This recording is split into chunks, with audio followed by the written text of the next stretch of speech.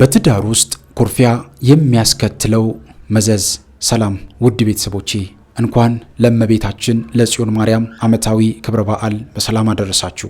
ውድ ቤተሰቦቼ፣ በዛሬው ቆይታችን ኩርፊያ በትዳር ውስጥ የሚያስከትለውን አስከፊ መዘዝ ዘርዘር አድርገን እንመለከታለን። 5 ወይም 6 መሰረታዊ ነጥቦችን እናነሳለን። በትዳር ውስጥ ኩርፊያ ካለ የሚከተሉ ነገሮች በሕይወታችን ውስጥ ይከሰታሉ። ዛሬ በአንድም በሌላም በተለያየ መንገድ በትዳር ሕይወታችን ውስጥ ከባባድ ፈተናዎች ከሚከሰቱብን መንገዶች አንዱ በኩርፊያ በኩል የሚመጡ ናቸው። ታዲያ ኩርፊያ በሕይወታችን ውስጥ ሲኖር፣ በትዳር ሕይወታችን ውስጥ በተለይም ደግሞ በትዳር ሕይወታችን ውስጥ ኩርፊያ ሲኖር የሚከተሉ ነገሮች ወደ ሕይወታችን ይመጣሉ። ስለዚህ እኔም ካለኝ ልምድ፣ ምክንያቱም በትዳር ሕይወት ውስጥ ካሉኝ ልምዶች አንጻር እነዚህን ነገሮች በተለይም ይህ ቪዲዮ ደግሞ ዛሬ በትዳር ሕይወት ውስጥ ላሉ ሰዎችና እንደዚሁም ደግሞ ወደ ትዳር ዓለም ለመምጣት እያሰቡ ላሉ ሰዎች በጣም የሚጠቅም፣ በተለይም ደግሞ በትዳር ሕይወት ውስጥ ሆናችሁ ብዙ አይነት ፈተናዎች የሚከሰትባችሁ ሰዎች ይህንን ቪዲዮ ልታዳምጡ ይገባል። ከዛ በኋላ የተሰማችሁን ስሜት በኮሜንት ላይ ልትጽፉ ይገባል። ማንኛውም አይነት ጥያቄ ካላችሁ መጻፋችሁን እንዳትረሱ። ስለዚህ ወደ መጀመሪያው ነጥባችን እንሄዳለን። በትዳር ውስጥ ኩርፊያ የሚያስከትለው መዘዝ፣ አንደኛው አስተውሉና አዳምጡኝ፣ ለመናፍስት መግቢያ በር መክፈት ነው። ኩርፊያ በትዳር ውስጥ ሲኖር፣ ኩርፊያ በባልና ሚስቶች መካከል ሲኖር፣ ኩርፊያ በጥንዶች መካከል ሲኖር፣ ኩርፊያ በጓደኝነት መካከል ሲኖር አንዱ ለመናፍስት መግቢያ በር ይሆናል። መናፍስት ወይም ደግሞ አጋንንትና ዲያብሎስ የምንላቸው ደግሞ በጭራሽ ትዳርን አይፈልጉትም። ሰዎች በትዳር ሕይወት ውስጥ እንዲኖሩ አይፈልጉም።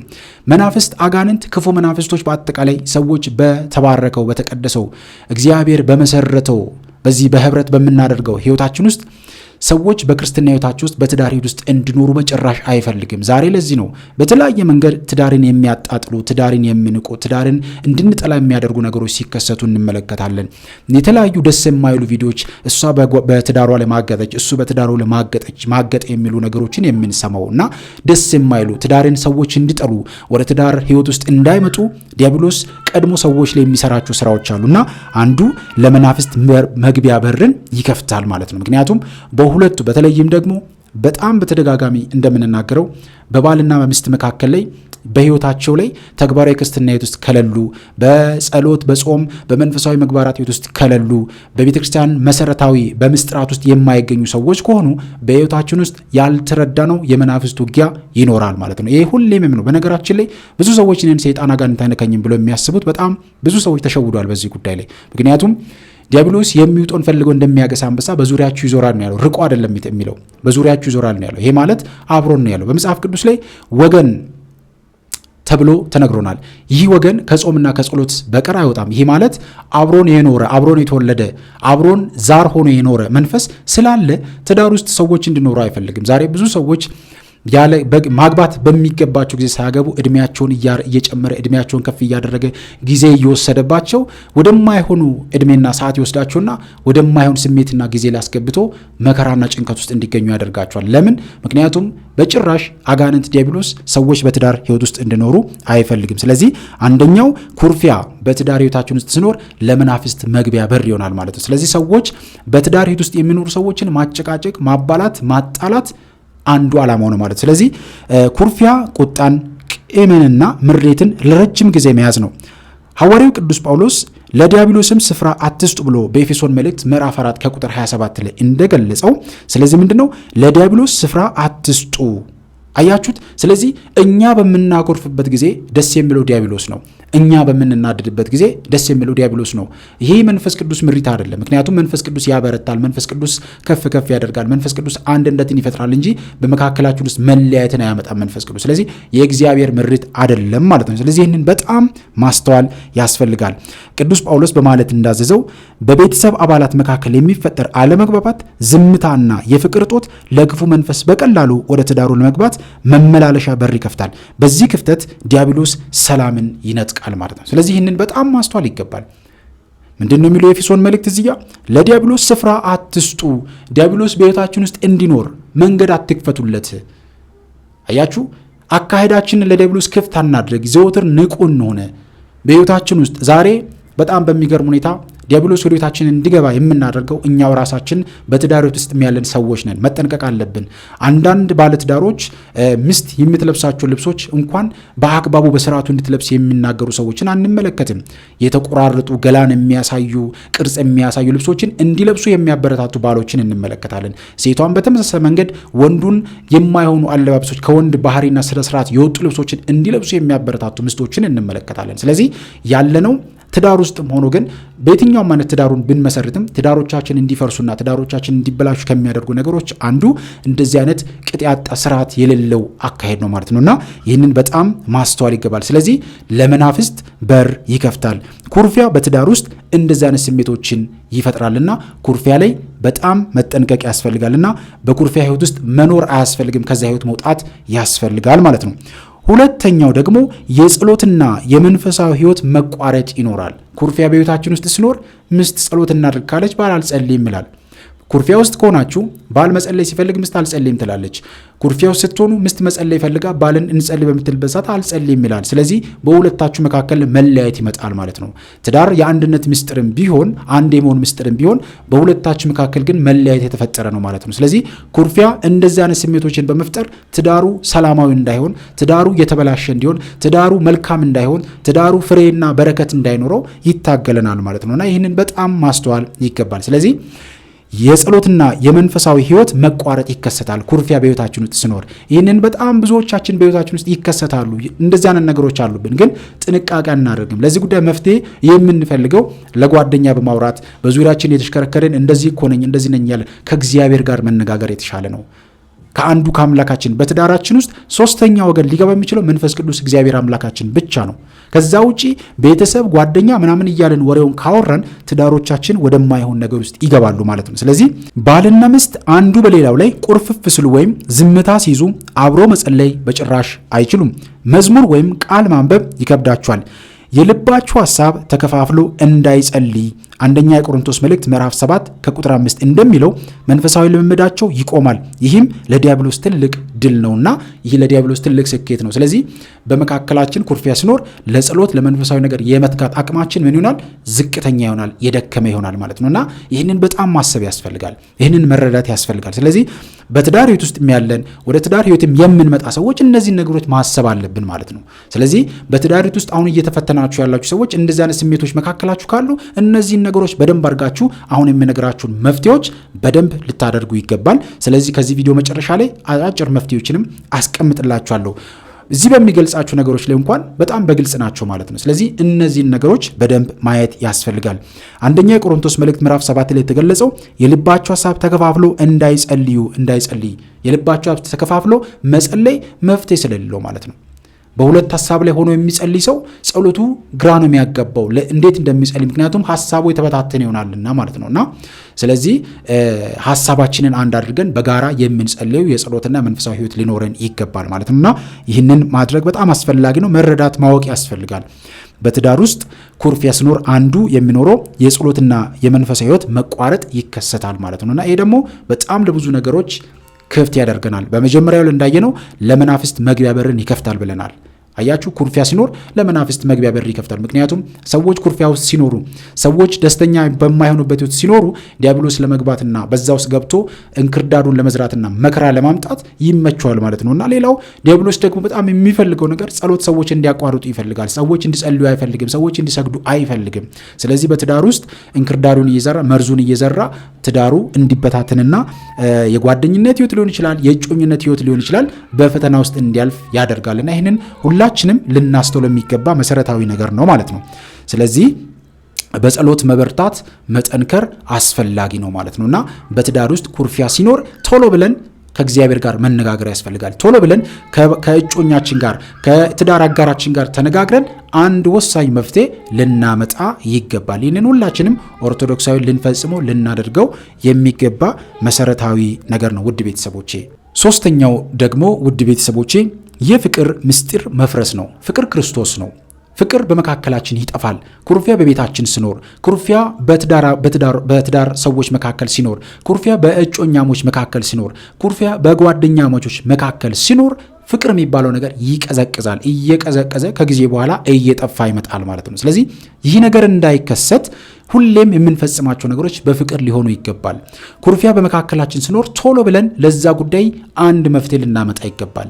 ይህ የኩርፊያ መንገድ እየቆየ ሲመጣ ወደማይሆን መንገድ ውስጥ ይወስነናል ማለት ነው። ስለዚህ የፍቅር መገለጫዎች በገላትያ ምዕራፍ 5 ላይ ከተገለጹት ውስጥ እነዚህ ነገሮች መዋደድ፣ ደግነት፣ መልካምነት የምንላቸው ነገሮች እየቀዘቀዙ ይመጣሉ ማለት ነው።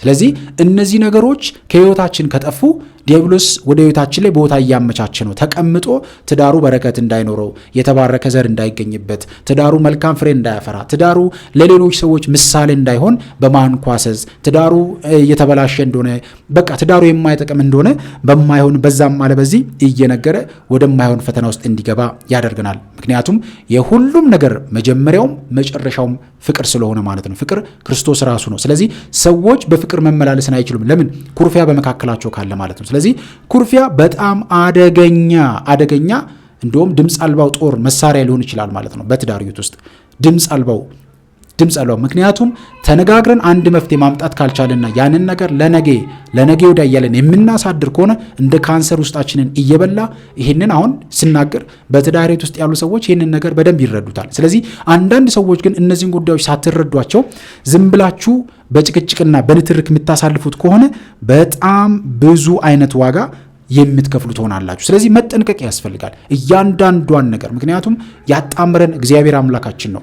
ስለዚህ ያን ትዳር እንዲባረክ፣ ያ ትዳር መልካም እንዲሆን፣ ያ ትዳር የበረከት እንዲሆን ሁላችንም ልንበረታ ይገባል። ስለዚህ በዛ መንገድ ውስጥ ሁላችንም መገኘት ያስፈልጋልና የፍቅር ምስጢር መፍረስ፣ መደብዘዝ፣ መጥፋት ይጀምራል ማለት ነውና ፍቅር በመካከላችን አይኖርም። እናቴ አባ እየተባባሉ የሚጠራሩ ፍቅረኛ እየተባባሉ ሲጠራሩ የነበሩ ሰዎች ንግግራቸው፣ ቋንቋቸው ሊቀያየራል። እማ አባዬ እየተባባሉ ሲጠራሩ የነበሩ ሰዎች፣ የተለያዩ ቅጽል ስሞችን ሰጥተው ሲጠራሩ የነበሩ ሰዎች፣ ፍቅሬ እየተባባሉ የተለያዩ ስሞች ሲጠሯቸው የነበሩ ሰዎች ከሆኑ ጊዜያት በኋላ በዋናው ስማቸው የተጠራሩ ወደማይሆን ስሜትና የፍቅር መቀዝቀዞች እየመጡ በትዳራቸው ውስጥ ይከሰታል። ይሄ ሁሉ የሚመጣው በአንድ ኩርፊያ በምትል ነገር ነው ማለት ነው። ስለዚህ ኩርፊያ በአጠቃላይ የዲያብሎስ ነው፣ የመናፍስት ሐሳብ ነው። የእግዚአብሔር የመንፈስ ቅዱስ ምሪት ስላልሆነ ኩርፊያ በሕይወታችን ውስጥ ሲኖር እነዚህ ነገሮች ይከሰታሉ። ስለዚህ እያንዳንዷን አካሄዳችንን ማየት አለብን። ከመጋባታቸው በፊት ባለትዳሮች በጣም ጉጉት ነበራቸው፣ ይፋቀራሉ፣ ይዋደዳሉ። ከሆኑ ጊዜያት በኋላ ልጅ እየተወለደ ምን እያለ ሲመጣ ፍቅራቸው፣ ሁሉም ነገራቸው እየቀዘቀዘ ይመጣል። እንደዚህ አይነት ነገሮች በትዳር ውስጥ ሊኖሩ አይገባም። ፍቅር እንደዚያ ስላልሆነ ማለት ነው። በጊዜና በሆነ ነገር ተወስኖ እንትን የሚል አይደለም ፍቅር። ስለዚህ በየጊዜው ስሜቱ አንድ አይነት ነው የሚሆነው ማለት ነውና ይህንን ነገር ሁሌም ልናደርገው ይገባል። ምክንያቱም ፍቅር ክርስቶስ ነው እንዳልኳችሁ። በክርስቶስ መንገድ ውስጥ የምንሄድ ሰዎች ደግሞ ህይወታችን በሙሉ በዛ አይነት መሰረት ውስጥ የተያዘ ሊሆን ይገባልና የትዳር መሰረት ፍቅር ነው፣ ወይም አጋፔ ተብሎ እንደሚጠራው ፍቅር ነው። የትዳር መሰረቱ ፍቅር ነው። ስለዚህ ኩርፊያ በጎ ሀሳብንና አክብሮትን ያጠፋል። ባልና ሚስት ሁለቱም አንድ ስጋ ይሆናሉ ተብሎ እንደተገለጸው በመጽሐፍ ቅዱስ ላይ በክርስቶስ ፍቅር ነውና ኩርፊያ ያንን አንድነት አፍርሶ ሁለትነትን ያመጣል። ይህም የዲያብሎስ የመጨረሻው ዓላማ ነውና መንቃት ያስፈልጋል። ሁሌም ቢሆን ዲያብሎስ አንድነት እንዳይኖር ነው የሚያደርገው። ዛሬ እኮ ለዚህ ነው አይደል አንድነት በመካከላችን እንዳይኖር በተለያየ ቦታ ላይ ሁላችንንም ይበጠብጠናል። በዘር፣ በቋንቋ፣ በሃይማኖታችን፣ በፖለቲካው፣ በተለያየ ነገር መካከላችን እየገባ እርስ በርሳችን ኦርቶዶክሳውያን አንድ እንዳንሆን ሁላችንንም ብትንትናችንን ያጠፋል። ምክንያቱም ዲያብሎስ አንድነትን አይፈልግም። ለዚህ ነው ዛሬ ሰዎች በትዳር ሲኖሩ ዲያብሎስ አይፈልግም። ምክንያቱም በጣም በሚገርም ሁኔታ ዲያብሎስ ቀድሞ ነገሮችን የመረዳትና ቀድሞ ነገሮችን የማሰብ እንትንም ስላለው እያንዳንዷን አካሄዳችንን ይቃኛል። ለምሳሌ ሁለት መንፈሳዊ ሰዎች የሚሰግዱ የሚጸልዩ በህይወታቸው ውስጥ ጎበዝ መንፈሳዊ ህይወት ከነበራቸው ነገ የሚወሉት ልጅም እሱን መጥቶ እንደሚቀጠቅጠው፣ እሱን እንደሚገርፈው፣ እሱን እንደሚያሰግደውና ዲያብሎስን እግሩን ጭኖበት እንደሚቀጠቅጠው እንደሚረግጠው ያውቋል። ስለዚህ ቀድሞ ምን ማድረግ አለበት? ማሰናከል አለበት፣ ማበላሸት አለበት። ነገሮችን ቀድሞ በማበላሸት ይታወቃል አጋንንት። ለዚህ ነው እኮ ቅዱስ ጴጥሮስ ክርስቶስ መሰቀል ነበረበትና ክርስቶስ ለመሰቀል በሚሄድበት ጊዜ ከክርስቶስ ፊት እየቀደመ ምን ይለው ነበር? እባክን ይቅርብ፣ ተው አትሰቀል እያለ ይናገረዋል። ክርስቶስ ግን ምን አለው? ቀድሞ ጴጥሮስ ብሎ በአንተ ላይ ቤተክርስቲያን አለት በአንተ ላይ ቤተክርስቲያን ይፈጸማል ይታነጻል ብሎ እየተናገረው ቅዱስ ጴጥሮስ አንተ አለት ነህ ብሎ ተናግሮት ከዛ በኋላ ግን ምን ብሎ ጠራው? ሂድ አንተ ሰይጣን ብሎ ተናገረው። ስለዚህ ሁሌም ቢሆን ዲያብሎስ ቀድሞ በመሄድ የምንፈልገውን ነገር ያበላሻል። ዛሬም ለዚህ ነው ትዳር መያዝ ስትፈልጉ ቀድሞ ሄዶ ወይ በጓደኛችሁ ወይ በሴቷ ወይ በወንዱ ላይ ሆኖ የትዳር ሐሳባችሁንና አካሄዳችሁን ያከሽፍና ወደማይሆን መንገድ ውስጥ እንድትገቡ ያደርጋችኋል። ስለዚህ በየትኛው መንገድ ውስጥ እየሄደ የምንፈልጋቸውን ነገሮች በማበላሸት ይታወቃል ማለት ነውና ይህንን ማሰብ በጣም አስፈላጊ ነውና የፍቅርን ምስጢር መፍረስ ወይም ማቀዝቀዝ የዲያብሎስ አንዱ ዓላማ ነው። ሰዎች አንድ እንዳይሆኑ ሁለትነትን መፍጠር ማለት ነው። ይህ ደግሞ በተለያየ መንገድ የትዳርን ምስጢር ለማበላሸትና ሰዎች በትዳር ውስጥ እንዳይኖሩ ከሚያደርግበት መንገድ አንዱ ነውና በጣም መጠንቀቅ በጣም አስፈላጊ ነው ማለት ነውና ኩርፊያ በትዳር ውስጥ ሲኖር እነዚህ ነገሮች ይከሰታሉ። መጠንቀቅ ማወቅ ያስፈልጋል። አራተኛው ደግሞ በረከትና ሰላም ከቤት መራቅ ነው። ሰዎች በኩርፊያ ህይወት ውስጥ የሚቆዩ ከሆነ ሰዎች ያንን የኩርፊያ መንገዳቸውን በይቅርታ ማይፈቱ ከሆነ ሰዎች በዛ ጉዳይ ተነጋግረው አንድ ነገር ለመድረስ ካልቻሉ በረከትና ሰላም በቤታቸው በጭራሽ አይኖርም። በረከትና ሰላም በቤት ውስጥ ከሌለ ደግሞ ዲያብሎስ ያንን ቤት ተቆጣጥሮታል ማለት ነው። ከዚህ በፊት አንድ ቪዲዮ ሰርቻለሁ። ቤታችን በዲያብሎስ ሲያዝ የምንመለከታቸው ምልክቶች ብዬ በደንብ አስቀምጫለሁኝ። ስለዚህ በረከትና ሰላም ከቤት መራቅ ይጀምራል ማለት ነው። ቤታችን ውስጥ ቀድሞ ትንሽ ነገር በረከት የነበረው እኛ ኩርፊያ ስንጀምር መካከላችን ዲያብሎስ እየገባ በር ከፍቶ እየገባ ዘሩን እየዘራ ክፋትን እየተከለ ምቀኝነትን እየተከለ ተንኮልን እየተከለ በመካከላችን ውስጥ መዋደድና ፍቅርን ያጠፋል ማለት ነው። ስለዚህ ዲያብሎስ በረከትና ሰላም በቤታችን እንዳይኖር ቦታውን ያገኛል ማለት ነው። ስለዚህ ስራውን ይሰራል መካከላችን ላይ። እሷም ጀርባውን ትሰጣለች፣ እሱም ጀርባውን ሰጥቶ ይተኛል። ከሆነ ጊዜያት በኋላ አልጋ መለያየት ይመጣል። ስለዚህ ትዳሩ ቀስ በቀስ ቤት ውስጥ እየፈረሰ ይመጣና ውጭ ይወጣል ማለት ነው። ስለዚህ ዲያብሎስ በዚህ አይነት መንገድ በትዳር ውስጥ በጣም ብዙ ፈተናዎችን ያመጣል። ዛሬ ብዙዎቻችን አልገባንም። ባል ከሚስቱ ጋር ተጣልቶ ሚስቱን ይቅርታ መጠየቅ ሲገባው ወጥቶ አረቄና መጠጥ ቤት ቁጭ ብሎ አረቄ ይጠጣል። ሚስትም እንደዚሁ ከባሏ ጋር ተጣልታ በይቅርታ ጉዳዩን መፍታት ስትችል በኤጎና በስሜታዊነት ወጥታ ከጓደኞቿ ጋር ስትዝናና ውላ ትመጣለች። ቤቷ ስትመጣ ግን ታለቅሳለች። ለምን? ይቅርታ ለመጠየቅና ለይቅርታ ራሳቸውን ዝቅ ለማድረግ ሁለቱም የበላይነት ስሜታቸው ውስጥ ይቀመጣል። ይህንን ደግሞ የሚያደርገው ማነው? ዲያብሎስ ነው ራሱ። ይህንን ግን ሲያደርግ ከራሱ ሀሳብ ብቻ አይደለም። አንዳንዴ የራሳችን ባህሪና ስሜቶቻችን በራሱ ለዲያብሎስ የተመቹ ይሆናሉ ማለት ነው። ይህንን ብዙ ሰዎች አይገነዘቡትም። ከሚስቱ ጋር ተናዶ በሚስቱ ንዴት ወጥቶ እየጠጣ ከዛ ደግሞ ከሴቶች ጋር አድሮ ወደማይሆን ህይወት ገብቶ የሚኖሩ በጣም ብዙ ሰዎች አሉ። ሴቶችም እንደዚሁ ከባሏ ጋር በሆነ ነገር ተናደድኩ ብላ እንግዲህ ትዳር የተቀደሰ ነው። መኝታውም ንጹህ የተባረከ እግዚአብሔር ራሱ የመሰረተው ትዳር ነው። ትዳር ይህንን ትዳር ቤት አስቀምጣ ባሏን ቤት አስቀምጣ ከባለ ጋር ተቀያይማለሁ ብላ ወጥታ ሄዳ የማይሆን ህይወት ውስጥ ገብታ የማይሆን ነገር ፈጥራ ትመጣለች። ከዛ ትዳሩ የማይሆን ችግር ውስጥ ይገባል። እንደዚህ አይነት ድርጊት የሚያደርጉ በጣም እልፍ ሰዎችን መጥቀስ ይቻላል። እግዚአብሔር ብቻ የሁላችንንም ትዳር ይጠብቀን። ባለንበት መንገድ ውስጥ ግን በየትኛውም ችግር ውስጥ ብንሆን፣ በየትኛውም ፈተና ውስጥ ብንሆን መፍትሄ የምናገኘው እግዚአብሔር አምላካችን ጋር ብቻ ነው። ወደ እግዚአብሔር ልንቀርብ ይገባል። ያንን ካደረግን እግዚአብሔር ትዳራችንን ይባርካል። ስለዚህ አንዱ ኩርፊያ በህይወታችን ውስጥ ሲኖር በረከትና ሰላም ከቤታችን መራቅ ይጀምራል። በረከት በልጅ በረከት ከቤታችን ይጠፋል። የእህሉ፣ የደስታው፣ የሰላሙ በረከት ከህይወታችን ይርቃል። በጣም እኮ የሚገርም ነው። በጣም ብዙ ሰዎችን እናውቃለን ልጅ ሳይኖራቸው እግዚአብሔርን እድሜ ዘመናቸውን ሲያመሰግኑ አሁንም የሚኖሩ ብዙ ሰዎችን ማንሳት እንችላለን። ልጅ የላቸውም ግን አርጅተው ነጭ ሆኗል። የትኛውም ልጅ ለነሱ ሰፈራቸው ላይ ያለ ልጅ የነሱ ልጅ ነው። በቃ ደስ ይላቸዋል ሲያዩ። ስለዚህ እግዚአብሔር ልጅ አልሰጠኝም ብሎ አያማርሩም፣ አይናደዱም። ያገኙትን ልጅ ግን እንደ ልጅ እየቆጠሩ ይኖራሉ። ወስዶም የሚያሳድጉ ደግሞ አሉ። ስለዚህ እንደዚህ አይነት የሚኖሩ ሰዎች አሉና በረከትና ሰላም ከቤት መራቅ ይጀምራል። ኩርፊያ በቤታችን ውስጥ ሲኖር የእግዚአብሔር በረከት የሚሰፍረው በሰላም ባለበት ፍቅር በነገሰበት ቤት ነው። ኩርፊያ በቤት ውስጥ ያለውን ደስታ፣ እርጋታና ሰላምን ይነጥቃል። ሰላም በጠፋበት ቤት ደግሞ የልጆች አስተዳደግ ይበላሻል፣ ሕይወትም ምሬት ይበዛበታል። ስለዚህ ሁሌ እግዚአብሔርን ማማረር፣ ሁሌ እግዚአብሔርን መውቀስ፣ ሁሌ ከእግዚአብሔር ጋር ወደ ጭቅጭቅ ውስጥ መግባት አይነት ነገሮች ይፈጠራሉና ስለዚህ ትዳር ፈተና ውስጥ ይገባል ማለት ነው። ይህንን በጣም ማሰብ ያስፈልጋል። በነገራችን ላይ እንደዚህ አይነት ቪዲዮዎችን ሲሰራ ብዙ ሰዎች ላይመለከቱት ይችላሉ፣ ላያዩት ይችላሉ። ግን በጣም የብዙ ትዳሮች ደግሞ ፈተና የሆነ ጉዳይ ስለሆነ ይህንን ነገር የሚሰራው። ምክንያቱም ብዙ ጊዜ እንደዚህ ያለ ነገሮች ሲሰሩ ብዙ ሰዎች አይመለከቱም፣ አያዩም።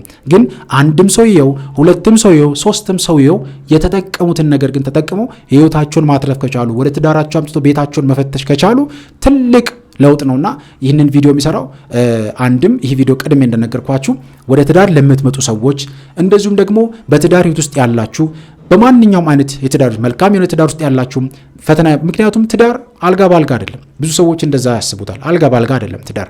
ፈተና የሌለበት ትዳር እንደውም ጥያቄ ልታነሱበት ይገባል። ፈተና የሌለበት ትዳር፣ ዝም ብሎ የተመቸ አይነት ትዳር ከሆነ ጥያቄ ልትጠይቁ ይገባል። ምክንያቱም ትዳር ዝም ብለን አልጋ ባልጋ ሆነን የምንሄድበት አይደለም። ትዳር አንዱ የድህነት መንገድ ስለሆነ ማለት ነውና መልካም ዘር የምናገኝበት ብዙ ምሳሌዎችን ማንሳት እንችላለንና በዛ አይነት መንገድ ማሰብ ያስፈልጋልና እነዚህ አራት አሁን ያነሳዋቸው ነገሮች በጣም ብዙዎቻችን የማንገነዘባቸው ግን በህይወታችን ውስጥ ትልቅ መከራ የሚያስከትሉ ነገሮች ናቸውና ስለዚህ ዋናው ነገሩ ላይ ኩርፊያ የሚባለው ነገር ላይ በጣም መስራት አለብን ማለት ነው። ስለዚህ ወደ መፍትሄው ደግሞ እንሂድ። ስለዚህ አንደኛ ፀሐይ ሳይገባ የሚል የአባቶቻችን አባባል አለ። ፀሐይ ሳይገባ እርቅ መፍጠር የማንቂያ ጥንቃቄ ነው። ፀሐይ ሳይገባ ይላሉ። አይታችኋል? የወጣው ፀሐይ ሳይገባ ይቅርታ መጠየቅ፣ ይሄ አባቶቻችን ብሂል ነው። ስለዚህ በማንኛውም አይነት ነገር መካከላችን በባልና በትዳሮች መካከል በጓደኛሞች መካከል ትንሽዬ ነገር ከተፈጠረች ያችን ጉዳይ በይቅርታ መፍታትን መለማመድ በጣም አስፈላጊ ነው። በጭራሽ ባልና ሚስቶች፣ ጓደኛሞች፣ እጮኛሞች አንድ ነገር ተፈጥሮ ያንን ጉዳይ በይቅርታ ሳትፈቱ ማደር የለባችሁ። በቃ ኢጎአችሁን መጣል አለባችሁ። አሁን በትዳር ውስጥ በጓደኝነት ውስጥ ለመኖር ሲታሰቡ የኔ ይበልጣል ያንቺ ይበልጣል የሚል ሐሳብ ሳይሆን መኖር ያለበት የጋራ የሆነ ሐሳብ ነው። የመንፈስ ቅዱስ ምሪት በመካከላችሁ ሊኖር ይገባል። ስለዚህ ዝቅ ማለትን መለማመድ ያስፈልጋል። ባል ዝቅ ማለት አለበት፣ ሚስትም ራሷን ዝቅ ማድረግ አለባት። እንደተሰጠን እንደለንበት ኃላፊነት ማለት ነው። ይህንን በጣም ማሰብ ያስፈልጋል። ስለዚህ ፀሐይ ሳይገባ እርቅ መፍጠር የማንቂያ ጥንቃቄ ነው። ኩርፊያን መፍትሄ ሳያበጁ ማደር ለዲያብሎስ እድል መስጠት ነው። ቅዱስ ጳውሎስ እንዲህ ይላል፣ ተቆጡ ኃጢአትንም አትስሩ፣ ፀሐይም በቁጣችሁ ላይ አይግባ። የኤፌሶን መልእክት ምዕራፍ 4 ከቁጥር 26 ብሎ እንዳስተማረው ምንም እንኳን ሌሊቱ ቢመጣም ፍቅርን አስቀድሞ መናገርና እርቅ መፍጠር ለመንፈሳዊ ንቃት ወሳኝ ነው። ስለዚህ በምንም አይነት መንገድ በመካከላችን የተፈጠረውን ነገር እርቅ ሳንፈጥር በሰላም በፍቅር ያንን ነገር ሳናስተካክለው ልናድር አይገባም። ስለዚህ ሁላችንም ኦርቶዶክሳውያን ይህንን ልናደርግ ይገባል።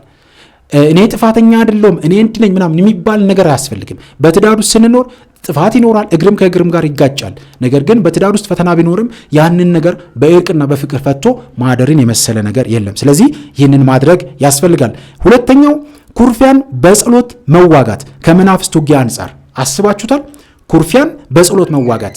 ስለዚህ ኩርፊያ ሲፈጠር ኩርፊያው ተፈጠረ ብላችሁ ያን ጉዳይ ሳይሆን ቀድማችሁ ይቅርታ ከጠየቃችሁ በኋላ አንተ ነህ በትዳሬ ውስጥ መከራ ያመጣብኝ በጌታ በኢየሱስ ክርስቶስም እያላችሁ እግዚአብሔርን በጸሎት እያሰባችሁ ሰላምና ፍቅር በቤታችሁ ውስጥ እንዲኖር ልታደርጉ ይገባል። ስለዚህ በኩርፊያ ወቅት የትዳር አጋርን መውቀስ ሳይሆን ዲያብሎስን በጸሎት መዋጋት ተገቢ ነው። ውድ ቤተሰቦች፣ ስለዚህ ባለትዳሮች በተናጠልም ሆነ አብረው ችግሩን በኢየሱስ ክርስቶስ ጸሎት እግዚኦ መሐረነ ክርስቶስ እያሉ ወይም በሌሎች ጸሎቶች ወደ እግዚአብሔር ማቅረብ የመናፍስትን ሴራ ይሰብራልና እንደዚህ አይነት ልምምዶችን መለማመድ በጣም አስፈላጊ ነው። ውድ ቤተሰቦች፣ ስለዚህ ይህንን ማድረግ ያስፈልጋል።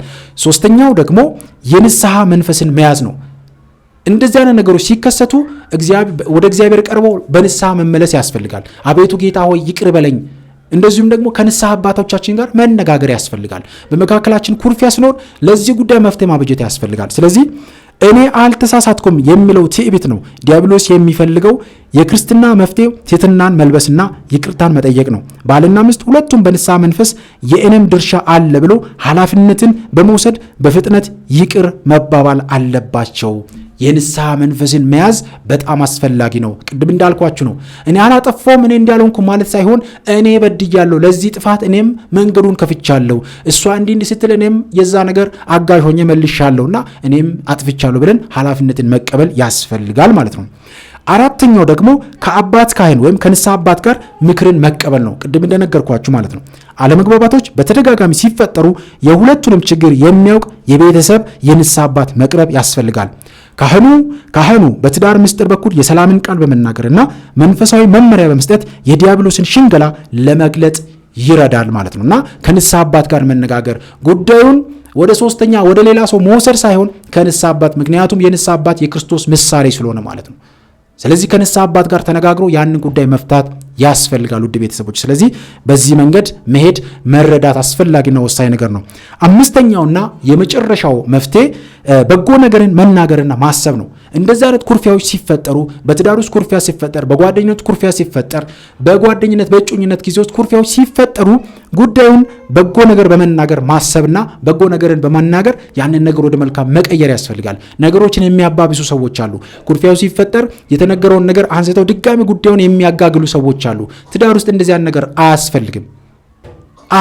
ስለዚህ በኩርፊያ ወቅት ስሜታዊ ሆኖ መጥፎ ቃላትን መናገር ከቁጣ ይልቅ ትልቅ ኃጢአት ነው። ኩርፊያ ሲመጣ ትንፋሽን ወስዶ መረጋጋትና በጎ ቃልን ብቻ መናገር ወይም ዝም ብሎ መልካምን ማሰብ የመንፈስ ቅዱስን ፍሬ ለማፍራት ይረዳልና ይህንን ማድረግ በጣም አስፈላጊ ነው ውድ ቤተሰብ። ስለዚህ ይህንን ሁላችንም ልናደርግ ይገባል። በትዳር ውስጥ ኩርፊያ የሚያስከትላቸውን መዘዞች አነሳን፣ 4 ነጥቦችን አነሳን።